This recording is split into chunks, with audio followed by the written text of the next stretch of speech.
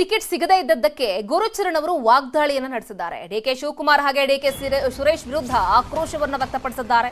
Maddur ticket ಯಾವಾಗ miss ಆಯಿತು ಕಾಂಗ್ರೆಸ್ನಿಂದ ಗುರುಚರಣ್ ಅವರು ಇದೀಗ ವಾಗ್ದಾಳಿಯನ್ನ ನಡೆಸಿದ್ರು. ಡಿಕೆ ಶಿವಕುಮಾರ್ ಹಾಗೆ ಡಿಕೆ ಸುರೇಶ್ ಅವರ ವಿರುದ್ಧ ದೊಡ್ಡ ಮಟ್ಟದಲ್ಲಿ ಆಕ್ರೋಶ ವ್ಯಕ್ತಪಡಿಸಿದ್ರು.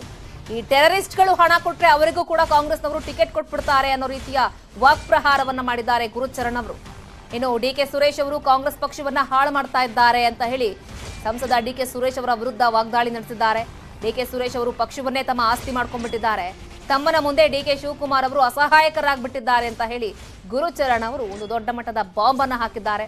ಮತ್ತೊಂದು ಕಡೆ ಎಸ್.ಎಂ. ಕೃಷ್ಣ ಅವರ ಮಾತಿಗೂ ಕೂಡ ಡಿಕೆ ಶಿವಕುಮಾರ್ ಅವರು ಬೆಲೆ ಕೊಡಲಿಲ್ಲ, ನಾನು ಜೆಡಿಎಸ್ ಸೇರ್ಕೊಳ್ಳೋದಕ್ಕೆ ಬಯಸಿದ್ದೇನೆ ಅಂತ ಹೇಳಿ ಗುರುಚರಣ್ ಹೇಳಿಕೆ ಕೊಟ್ಟಿದ್ದಾರೆ. ಅಣ್ಣ ಪಾಪ ಡಿ ಕೆ ಶಿವಕುಮಾರ್ ಅವರು ಅಸಹಾಯಕರಾಗಿ ಹೋಗಿದ್ದಾರೆ. ಇವತ್ತು ದಿನ ಏನು ಅಂತಂತಂದರೆ ಅವರು ಯಾರು ಡಿ ಕೆ ಸುರೇಶ್ ಅವರು ಪಕ್ಷವನ್ನು ಅವ್ರ ಮನೆತನದ ಒಂದು ಆಸ್ತಿಯನ್ನಾಗಿ ಮಾಡ್ಕೊಬಿಟ್ಟಿದ್ದಾರೆ. ಸೊ ಹಂಗಾಗಿ ಇವತ್ತಿನ ದಿನ ಅವ್ರು ಮಾಡ್ತಾ ಇರೋದು ಕಾಂಗ್ರೆಸ್ ಪಕ್ಷಕ್ಕೆ ಎಷ್ಟು ಹಾನಿ ಆಯ್ತದೆ ಅಂತಂದ್ರೆ ಮೇ 13ನೇ ತಾರೀಕು ಗೊತ್ತಾಗುತ್ತೆ. ಅಣ್ಣ ಪಾಪ ಡಿ ಕೆ ಶಿವಕುಮಾರ್ ಅವರು ಅಸಹಾಯಕರಾಗಿ ಹೋಗಿದ್ದಾರೆ.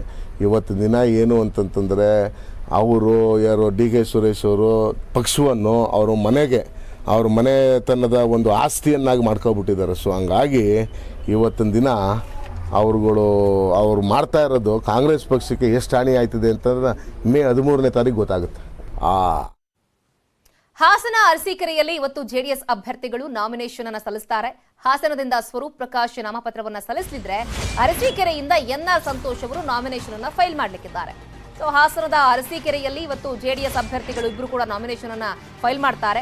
ಒಂದು ಕಡೆ ಹಾಸನದಿಂದ ಬಹಳ ಅಡೆತಡೆಗಳ ನಡುವೆ ಸ್ವರೂಪ್ ಅವರು ಟಿಕೆಟ್ ಗಿಟ್ಟಿಸಿಕೊಂಡ್ರು, ಅವರು ಒಂದು ಕಡೆ ನಾಮಿನೇಷನ್ ಅನ್ನು ಫೈಲ್ ಮಾಡಿದ್ರೆ, ಮತ್ತೊಂದು ಕಡೆ ಯಡಿಯೂರಪ್ಪನವರ ಆಪ್ತ ವಲಯದಲ್ಲಿ ಆಪ್ತ ಸಹಾಯಕ ಅಂತ ಗುರುತಿಸಿಕೊಂಡಂತಹ ಸಂತೋಷ್ ಅವರು ಕೂಡ ಇವತ್ತು ನಾಮಿನೇಷನ್ ಅನ್ನು ಅರಸೀಕೆರೆಯಿಂದ ಸಲ್ಲಿಸ್ತಾರೆ. ಇವರಿಬ್ಬರಿಗೂ ಕೂಡ ದೊಡ್ಡ ಮಟ್ಟದಲ್ಲಿ ಸಾಥ್ ಕೊಡ್ತಾ ಇದ್ದಾರೆ ದೇವೇಗೌಡರು, ಕುಮಾರಸ್ವಾಮಿ ಅವರು ಹಾಗೆ ರೇವಣ್ಣ ಅವರು. ಅಭ್ಯರ್ಥಿಗಳ ನಾಮಿನೇಷನ್ಗೆ ಭರ್ಜರಿ ತಯಾರಿಯಾಗಿದೆ. ಅರಸೀಕೆರೆಯಲ್ಲಿ ಬೃಹತ್ ರ್ಯಾಲಿಯನ್ನ ಮಾಡಬೇಕು ಅಂತ ತೀರ್ಮಾನವನ್ನ ಮಾಡಿದ್ದಾರೆ.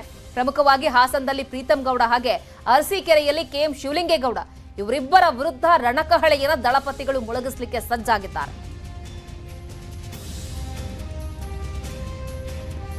ಹಾಸನ ಜೆಡಿಎಸ್ನ ಪಾಲಿಗೆ ಬಹಳ ದೊಡ್ಡ ಮಟ್ಟದ ಪ್ರತಿಷ್ಠೆಯ ಕಣ ಆಗಿದೆ. ಕಾರಣ ಏನಪ್ಪಾ ಅಂತ ಹೇಳಿದ್ರೆ ಬಿಜೆಪಿಯ ಪ್ರೀತಂ ಗೌಡ ಅವರು ನೇರ ಸವಾಲನ್ನ ಹಾಕಿದ್ರು. ಸೊ ಸಾಕಷ್ಟು ಅಡೆತಡೆಗಳು ಜೆಡಿಎಸ್ ಟಿಕೆಟ್ ಹಂಚಿಕೆ ವಿಚಾರದಲ್ಲೂ ಕೂಡ ಬಂತು. ಕೊನೆಗೂ ಕೂಡ ಸ್ವರೂಪ್ ಅವರಿಗೆ ಟಿಕೆಟ್ ಸಿಕ್ತು. ರೇವಣ್ಣ ಫ್ಯಾಮಿಲಿ ಕೂಡ ತನ್ನ ಮುನಿಸೆಲ್ಲವನ್ನ ಮರೆತುಕೊಂಡು ಸ್ವರೂಪ್ ಅವರನ್ನ ಗೆಲ್ಲಿಸಲಿಕ್ಕೆ ಪಣ ತೊಟ್ಟಿದ್ದಾರೆ. ಮತ್ತೊಂದು ಕಡೆಗೆ ಎನ್ಆರ್ ಸಂತೋಷ್ ಕೂಡ ನಾಮಿನೇಷನ್ ಫೈಲ್ ಮಾಡ್ತಾರೆ ಇವತ್ತು.